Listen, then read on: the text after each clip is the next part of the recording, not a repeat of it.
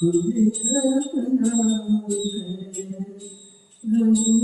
के तट पर श्री दक्षिणेश्वर, गंगा के तट पर श्री दक्षिणेश्वर, भवतारिणी को पूजे पूजारी गदाधर, गंगा के तट पर Shri Dakshineswar.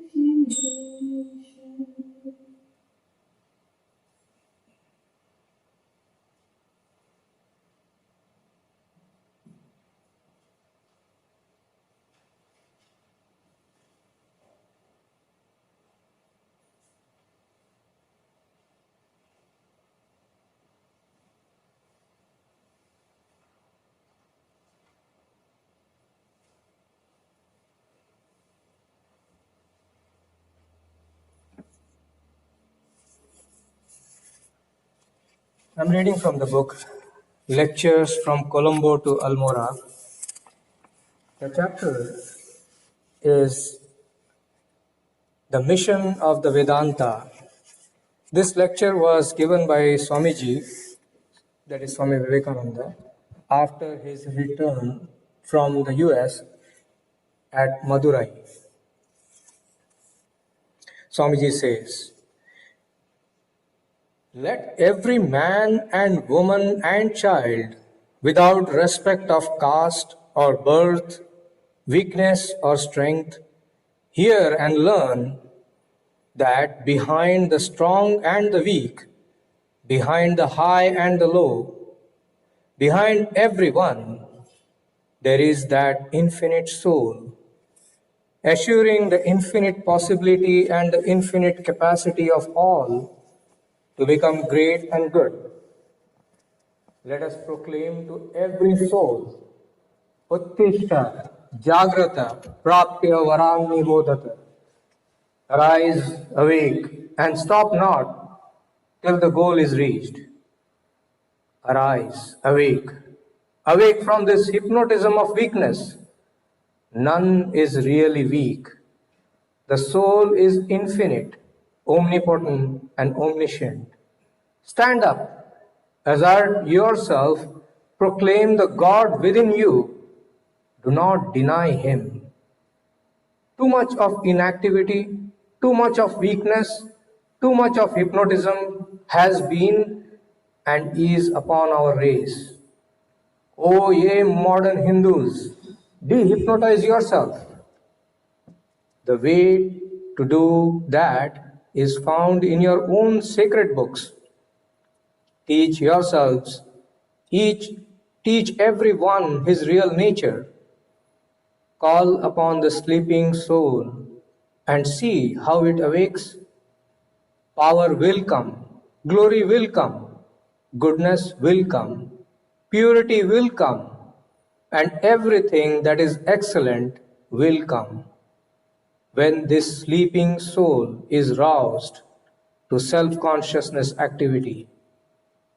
If there is anything in the Gita that I like, it is these two verses coming out strong as the very gist, the very essence of Krishna's teaching.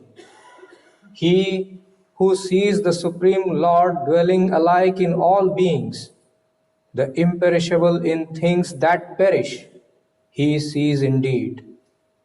For seeing the Lord as the same, everywhere present, he does not destroy the self by the self, and thus he goes to the highest glory. Thus, there is a great opening for the Vedanta to do beneficent work both here and elsewhere.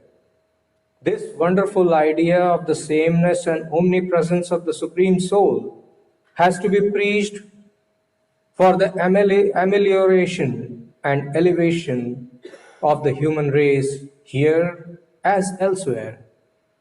Wherever there is evil and wherever there is ignorance and want of knowledge, I have found out by experience that all evil comes, as our scriptures say, relying upon differences. and that all good comes from faith in equality, in the underlying sameness and oneness of things. This is the great Vedantic idea. Yes.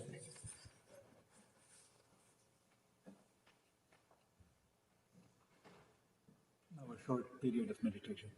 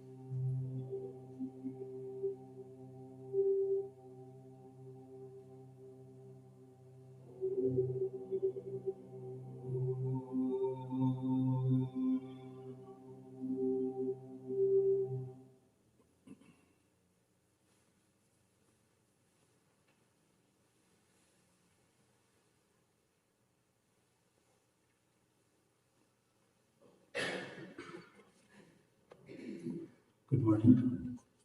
Today Swami Kripamananda, I believe, is in Providence planning a retreat there. He'll be back tomorrow. The topic given to us to discuss this morning is Destined to Realize. In his essay on karma in its effect on character, which occurs in volume 1 of the complete works, Swami Vivekananda says, the goal of mankind is knowledge. That is the ideal placed before us by Eastern philosophy. Leaving aside for now the question of what we mean by knowledge, we can ask in response to Swami Vivekananda's statement, what about the search for happiness? People do all sorts of things to try and make themselves happy. It's a legitimate thing to seek happiness for oneself and for others. We seek pleasure and we try to avoid pain. It's a very natural human tendency and human aspiration. But Swami Vivekananda explicitly says, pleasure is not the goal of man, but knowledge. Pleasure and happiness come to an end. It is a mistake to suppose that pleasure is the goal. The cause of all the miseries we have in the world is that men foolishly think pleasure to be the ideal to strive for.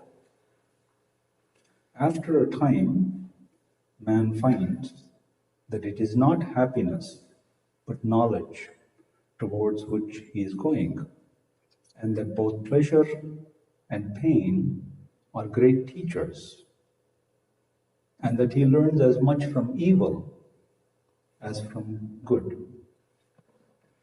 It's interesting, in this quote from Swami Vivekananda, it's curious that he says, the cause of all our miseries is our foolish fixation on pleasure and the search for it. Because it leads more often than satisfaction, it leads to disappointment and frustration. And that disappointment and frustration at not realizing, not acquiring what it is we're searching for, creates a vicious cycle in which we again go looking perhaps somewhere else for the fulfillment of happiness. And we keep looking in ever increasingly unlikely places. Even reasonable people go and buy a lottery ticket, knowing that the chances of winning are infinitesimal. The only person who wins in a lottery is the person who's running it. So the result is that we ignore or we become insensitive to that which actually holds the potential for happiness and which is right in front of us. In effect, we lose what we have and fail to get that which we seek. And in the process, we become even more miserable. People consider it to be very practical if you to pursue happiness. And if you were to speak in another way, as Swami Vivekananda is saying that knowledge is the goal, they think that's quite impractical. You're an idealist, you're a philosopher. But a practical, realistic person would pursue happiness, even though we see logically it is almost never successful. If you look at the way our society is structured, social and political institutions, they're all oriented to maximize happiness, to bring about happiness for people. At least in one country's constitution enshrines in the very opening statement the pursuit of happiness as the goal of the population. So in this context then, we have this Swami Vivekananda saying that knowledge is the goal and not happiness.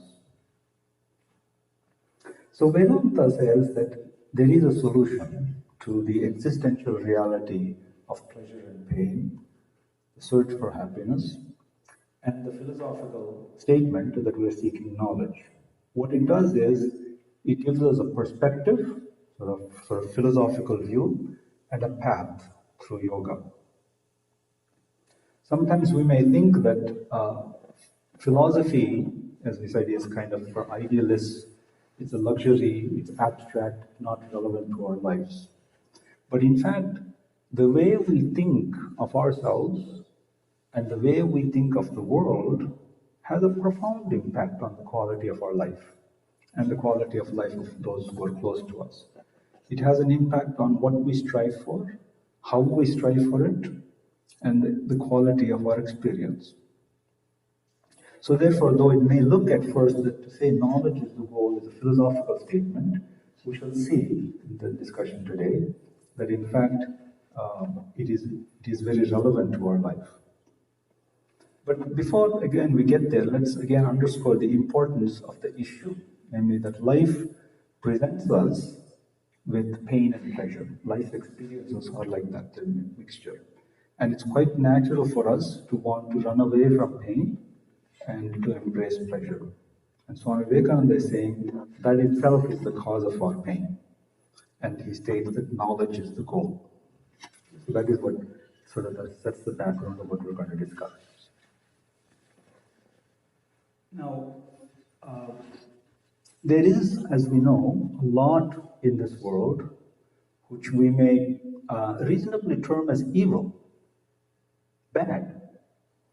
Even for those of us who will argue from a philosophical point of view that the distinction between good and evil good and bad is not very clear.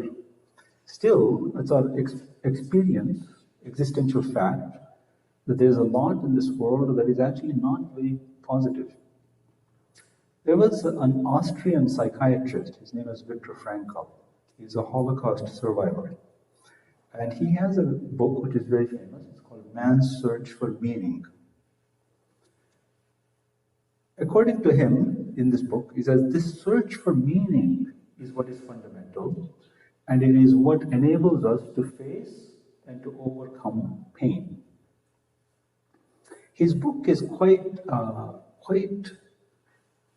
overwhelming, actually, if you read it.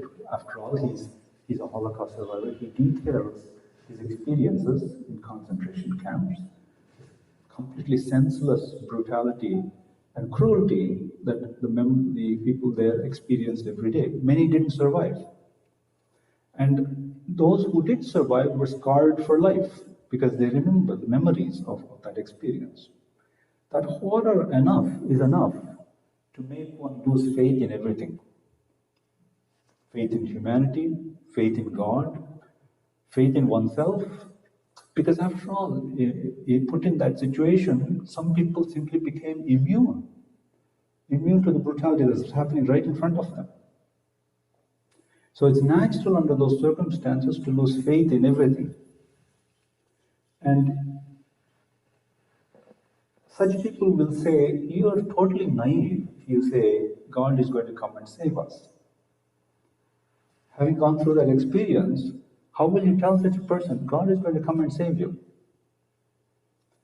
So, now, our experiences, of course, are nowhere near that kind of horrible kind of state. But we have good experiences and bad experiences. And if we look at the history of the world, the Holocaust isn't the only one. There's a lot of evidence in history that there's people who acted with great cruelty and evil, even in our own time, even to end what we thought is cruelty and evil. An atomic bomb was dropped on people. Hundreds of thousands of people lost their lives. So it becomes a kind of empty statement to say that God is coming to save us. It is the people who felt outrage and who tried to act to bring about a better state of the world who were able to bring peace. So on the one hand, you see the atomic bomb was dropped, but again, it's people who created an Atoms for Peace movement in the United Nations, and that has survived to this day.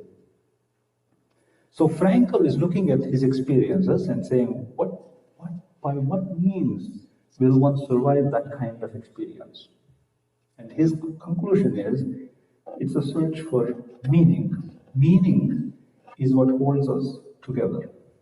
It's at first paradoxical, because what he was observing right in front of us, the behavior of people, was totally meaningless. But he explains that every day, apparently, the prisoners were taken out and made to work, sometimes in extreme climate conditions, so very cold or very hot.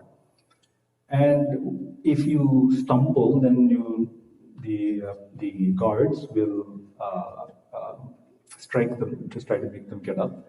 And so they didn't dare to stumble even, so they'd support each other. One day in the midst of this, apparently it was a very cold day, the thought of his wife came into his mind. And he remembered their love. And he wondered how she was and hoped that she didn't know where he was. That instant, he says in the book, lifted his spirit, transported his mind beyond the suffering. It's not necessarily the case that he felt he would be saved or that he would survive this experience. But in that instant, what he felt was, and he wrote in the book, the salvation of man is in love, and in that one can find fulfillment. Fulfillment comes when our most important wants are satisfied. In a sense, then, when we feel fulfilled, we've reached our goal and we have accomplished all our tasks. Well, as it turned out, he did survive the experience, and that's why we have his book. But then he didn't stop at just writing a book. He turned this concept into a therapy. As I told you, he was a psychiatrist. He turned it into a therapy called logotherapy, and he used it to treat depression and addiction. And he, in his view, depression and addiction are crises of meaninglessness, a feeling that life has no meaning or no purpose, no direction. We need a reason to live. We need a reason to work, to strive, to be idealists, and to be good people. We need a goal that can withstand the harsh, cruel waves of life. What in Sanskrit we call it Bhavasagara, Bhavabandhana. We need something that can help us to transcend that. It's no good to try to sugarcoat it and say it doesn't exist. It does exist. That's a historic experience. Religions of the world gave an answer to the question of the meaning and purpose of life. And it's rooted in belief. Belief is the basis. Believe in God. There's a school of philosophy called existentialism. And I sort of essentially started with I think the Danish philosopher Kierkegaard. And where he tries to figure out what's going on in life, but based on the individual as a source of meaning. So this philosophy of existentialism is largely atheistic, doesn't believe in the existence of God. It's kind of humanism, does believe in people. And it was, for obvious reasons, very popular after World War II, especially in French intellectual circles. Sartre was one of the great exponents of existentialism. In their view, the focus should be what they call existence as opposed to essence. That is, the kind of empirical reality that we experience in our actions, rather than the question of who is the being. The individual, according to them, is defined by their actions, and you understand them by the phenomena of life. So for them, what we call being is not of primary importance. And they say that we have no choice but to search for meaning from within the existential frame, because that's, as far as they're concerned, all that exists. One of these scholars, one of these philosophers of the existential school, was a person named Maurice Merleau-Ponty, French and also a friend of Sartre. He coined the phrase, "We are condemned to meaning." This whole existential idea, existential view of life, we are condemned to meaning. So it gives the image of a criminal, which is condemned. A criminal is condemned to execution, like that we are condemned to meaning. It, I guess, perhaps comes from religious traditions that they were trying to escape, in which God is viewed as a judge. More recently, meaning about 30, 40 years ago, Houston Smith, who's a well-known scholar of religion, published a book with the same title, called Condemned to Meaning. And the whole book is about existential meaning. So he tried to classify, philosophers like to try to chop and dice up everything and give everything a different name. So he tried to classify meaning. He came up with five types of meanings into different types. And then he's asking, what is the meaning of human life considered in its own right and as pertaining to all who live in it? Okay, that's the fundamental question that he tries to address in his lecture.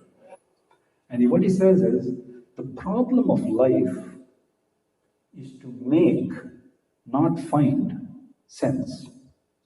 The problem of life is to make sense, not find sense. And the process of making sense involves the discovery of meaning. Okay, so understand the context. They're trying to figure out life. Their only input is going to be the experiences of life, the existential world. And from that, they're trying to discover something which is fundamental. And from their language, it is meaning. So you try to make sense of your world and you come up with meaning. So, and this is something all of us must do. That's the only way we're going to cope with life. And in that sense, we are condemned to meaning. So I heard this about this book some years ago when I was in Boston. And in the course of a conversation with Swami Sarvagatanda, this book came up, and he said, yes, the book says we are condemned to meaning, but I say we are destined to realize. So this is very interesting. You see, he took that very compelling, in a way, point of view, existential point of view, which says you're condemned to search for meaning. And he said, yes, but you're destined to realize. So he put it positively. And this is the perspective of Vedanta. When he say realize what? Our spiritual nature. Now both the words condemned and destined have a kind of inevitability about them. But in condemnation, it's a negative kind of inevitability, and it's not desirable. If you could escape it, you would. And if you look at the works of the existentialists, the famous books, existential books written by them, they've got strange titles. Like Kierkegaard has this book, Fear and Trembling. That's a philosophical work. I hesitate to even open it, but it's about the experience of fear and trembling. And then I think Sartre's books, Being and Nothingness. If that appeals to you, I've not read it. But the Vedanta solution of the problem of life is you cannot ignore the existential. That's true. That has to be a part of the solution. But the solution, in fact, goes beyond the existential. You know, sometimes when you try to find a solution to a problem, it's the confines of the field, the domain in which you're trying to look for the solution may be too narrow for there to be a solution. And you won't find the solution until you broaden the domain. This often happens in, if you don't mind me giving an example like this, it often happens in math. If I were to ask you, for example, give me a number whose square is -1. Give me a number whose square is -1. You know that if you multiply a number by itself, it's always going to be positive. So how will you get -1? Well, you can get it, but you have to expand the domain from so-called real numbers to complex numbers. So this is an example. Sometimes problems don't have solutions because we're trying to solve them in too narrow a domain, and we have to expand it. So Vedanta doesn't deny the reality and the importance of the existential world, but says the solution of the problem has to take that and a bigger domain, namely the spiritual domain. Now, as we heard from Vivekananda, knowledge and not happiness is the goal of humanity. Moreover, he goes on to explain in the same essay, Karma Yoga, this knowledge doesn't live anywhere outside of us. It comes from within ourselves. He says, all knowledge, secular or spiritual, is in the human mind. In many cases, it is not discovered, but remains covered. See, we think discovered means you remove the covering.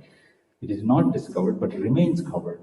And when the covering is slowly being taken off, we say we are learning.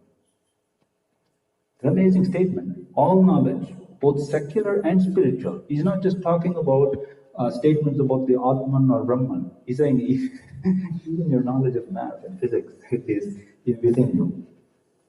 And he gives the example of like fire in a piece of flint. Knowledge exists potentially in the mind. You take a flint, it's not burning, you can hold it, but in some sense, fire resides in it. If you apply the right friction, you can make that fire manifest. So like fire in a piece of flint, knowledge exists potentially in the mind. Our actions, our experiences, our reactions are the blows. They strike the flint of our mind and bring out fire. And the result is our character. Our character is formed by our actions and reactions. That is the impact of the existential world on our mind. And if we were to take that further and say, now, I will not just rely on what happens in the external world, I will take those experiences and reflect on them. I will reflect on them. Then what happens? Concentrated reflection brings out even more fire. And that fire is knowledge. So the knowledge, the fact that knowledge is within is a tremendous statement and a quite inspiring statement. So in this respect, Vedanta agrees with the existentialists who focus on looking for meaning at the individual level through action. But in the case of Vedanta, it is an invitation within. It's the first step. It draws us within to discover meaning that transcends the existential. We reflect on actions and thoughts to discover knowledge. Now, what is the relationship between knowledge and meaning? Because we're using two different words. Swami Vivekananda is saying knowledge is the goal, and we said the existentialists are looking for meaning. Knowledge has to mature first into wisdom. And wisdom is what reveals meaning. Knowledge maturing into wisdom. So we know many things, but the things that you've really made an effort to understand, to process, to digest, are the things that you can say contribute to your wisdom. So we know many things, but we understand only those that we have sort of reflected on. Nowadays, it's very easy to acquire a lot of information, and it stays as information, kind of raw knowledge. But how much effort do we put to try to harmonize that information or that raw knowledge? Stray bits of information are not very useful. But if you try to think about them, reflect on them, put them together, to synthesize and harmonize them, then what happens is these stray bits of information start to congeal into a coherent picture.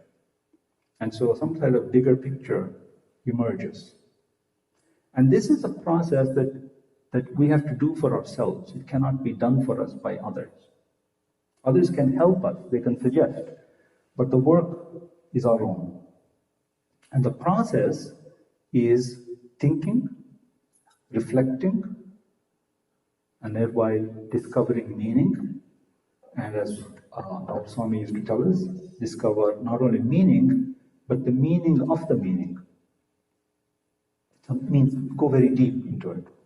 The more we churn our thought, the deeper the meaning and the wisdom that we can extract from it. Now here it's important to understand what is this whole process of thinking. Brooding is not thinking. Mind is constantly a domain in which there's a flow of thoughts. The flow of thoughts is not sufficient to call it thinking. So I may be brooding. For example, I may be be sitting here and suddenly you get reminded of something and then your mind wanders off into something and it lives there for a little while and then it comes back. That process is all like brooding, it's not thinking. Thinking is much more deliberate. It's very deliberate.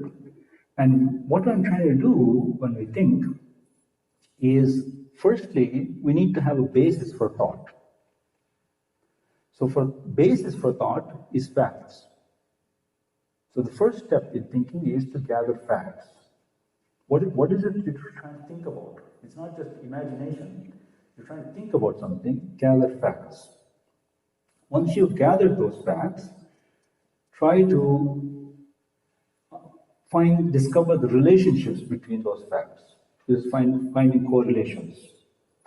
And then once you've found some correlations, try to put them together in some sort of coherent picture. And all of this has to be done deliberately and consciously. So this is the definition: coherent, conscious correlation of facts. And the result of that process is that you start to assemble some kind of picture of what it is you're trying to understand. And once you have that picture, then you go to the next stage. And that's the stage of meditation. So, to make meditation effective, it presupposes this process of thought. Some effort has been made to find consistency and coherence. But that kind of rational, conscious approach is often not sufficient to find the deepest meaning. So having assembled that kind of picture using our rational, conscious thought, that does give us some understanding and some intuition, but then we let go. Let go. And let the higher realms of the mind take over, to continue to reflect on and process those ideas. So thinking matures into meditation. And for both of those, what we need is concentration. Whether we're thinking about it consciously, where we're trying to put together the facts and discover the pattern, discover the picture, or whether we let the mind work on its own, in both cases, concentration is necessary. In fact, the definition of meditation, as it's given in Patanjali, he says it starts by being able to hold the mind to a thought, and then to be able to continue in that holding. That's what he defines as jhana or meditation. Holding the mind to a thought and being able to continue to hold it is called meditation. So concentration is necessary in both thinking and meditation. And through concentration, what happens is that the various rays of the mind are gathered and focused. And you know how it is when sun rays are gathered and focused. They have the power to combust. They have the power to generate fire. So similarly, when the rays of the mind are gathered through concentration, they have the power to generate light. Light is understanding, wisdom. This process is extremely important, and it's commented on by many people. Certainly, Swami Vivekananda gives a lot of time for this in his discussion of in his Raj Yoga lectures.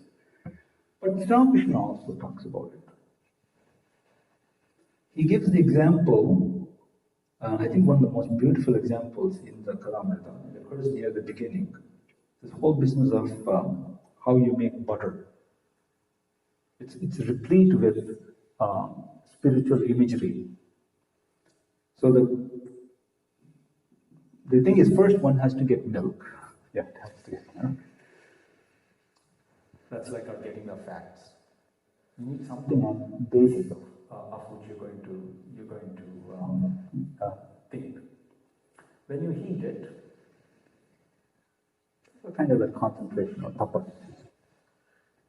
Then you let it sit undisturbed. There has to be a period where you let something happen, some mystical, magical process within happen. Let it sit undisturbed. And I think that's the point where you're supposed to add a seed to the yogurt, right? To make it yogurt.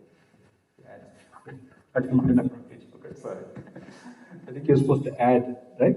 Okay, good. And then with that process, if you don't disturb it, it sets into curd. But okay, that's how curd is made. But then that's not the end of the process. Then you take that curd and churn it. And when you churn it, what happens? If you're using whole milk, I guess, what happens is you'll get butter from it. I've never done this. I'm just doing this theoretically based on what you're supposed to get butter from it. And now, here's the point. You take that butter, you put it in water even, it floats.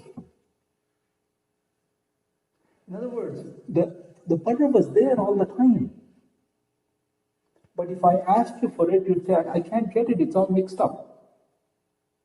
But through this process, not only have you extracted it, but you've extracted it in a form that it retains its separation even when you put it in water. If you pour milk into water, the two things will mix. But in other words, that wisdom is so solidly established. Now, even you mix it anywhere, it still retains its shape. So we see how beautiful a spiritual analogy there is there for the whole process of gaining knowledge and wisdom. So in this process, our own experiences are worth reflecting on. And this is really what the existentialists were pointing at. Socrates is supposed to say, unexamined life is not worth living. And his approach of teaching was always to examine experiences and use reason to analyze them. So you have to examine your own experiences, my experiences, because it's most relevant for me. Examine those experiences and try to find knowledge. What's the knowledge in my experiences? What does it teach me? Some things I did right, some things I did wrong. Some things I should do again, some things I shouldn't do again. In my own experiences, there are lessons that are valuable for me. What does it teach me? And sometimes that's not easy to get at.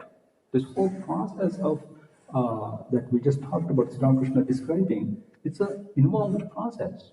Sometimes it's not evident what something teaches me, what an experience teaches me. Largely because it's our own prejudices. Our mind is so covered with opinions and points of view that we just fail to see things that are in front of us. But if we were to be able to go through this process and give our minds the time, the opportunity to reflect, these things will become evident. So evident that it's like butter floating on the water. But I go back to this business that in this process, we have to add a seed to make the yogurt. Now, the existentialists will say no seed is needed because there is no place to get a seed from. The existentialists say the only thing you have is what you are experiencing. And Vedanta says that no, it is possible, and that having it will actually accelerate the process. That seed, what is that seed in this case? That seed is the teachings of Illumined people. Now that's a problem for existentialists because they will say we don't accept that, even the existence of that. But the point is this, that all of us need faith in something, whether it is external or internal. Real growth, real depth is impossible without faith. No matter how much you may be relying on knowledge, on concentration, on examination, reflection, without faith, nothing is possible. It's just a fact of human life. And so, if we build a philosophical point of view, a perspective, which negates the role of faith, from my understanding, you'll have a fundamental problem there. Now, faith may not. The problem with using the word faith, of course, especially in philosophical circles, is people have a certain notion of what that means. I'm using it in the Vedantic sense, which is very general. Faith, literally means that you're accepting something as true without the backing of reasoning. That's what it means to have faith in something. I can't give you the reason for it, but I believe it or I accept it. But the point is, what you have faith in, it can be very varied, and the levels of faith can also be varied. I may think of something as true.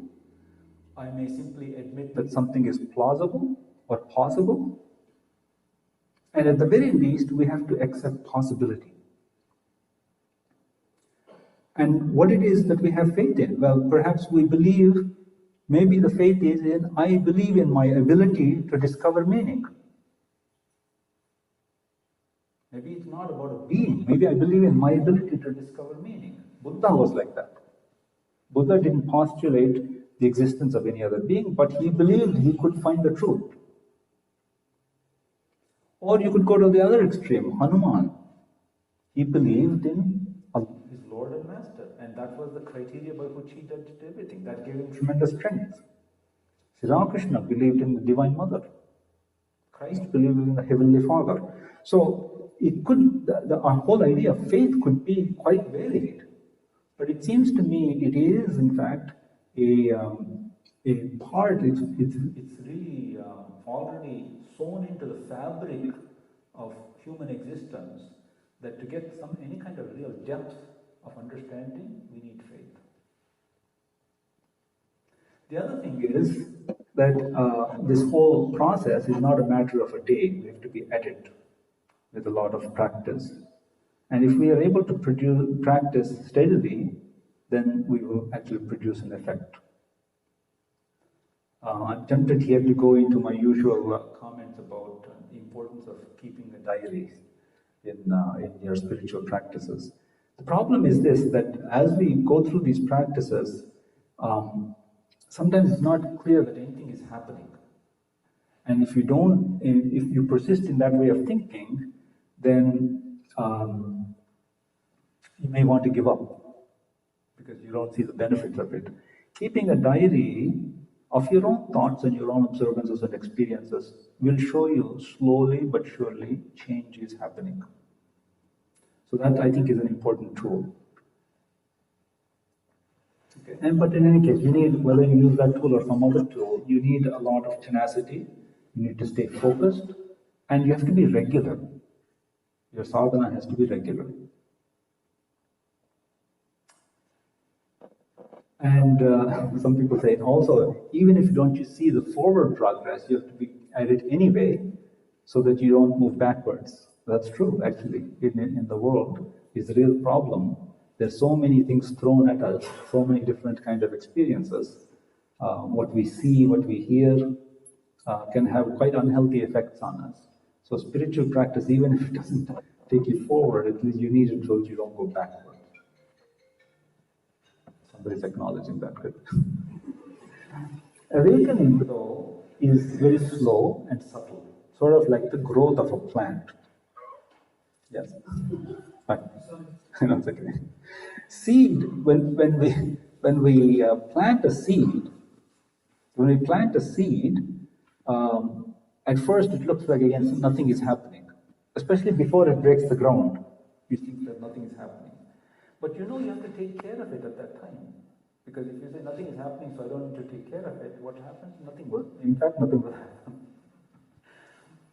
And it's very difficult to keep going at that time. But if you've ever observed these nature programs where the seed is breaking the ground and coming above ground, it's intense struggle on the part of the plant. And so you have to be patient to nurture it and to encourage it and to protect it while all of that is happening. There is a story of the monkey who wanted to be a gardener. Now, monkeys by nature are impatient. So he planted the seed and it was told to water, it watered, and waited nothing. Let me find out what's happening. So he dug up the ground to see what was happening. Of course, every time it did that, it destroyed what it had done. So we can't be like the monkey gardener. The process will take us, if we do it correctly, in the course of time, will take us to the root from which meaning, existence, truth, and being all emanate. And if we do this, we will discover the meaning that we are all looking for. This, in Vedanta terms, is called the superconscious state. Swami Vivekananda says, Samadhi, that is the experience of the superconscious state, is the property of every human being, nay, every animal. From the lowest animal to the highest angel, sometime or other, each one will have to come to that state. And then alone, will real religion begin for us.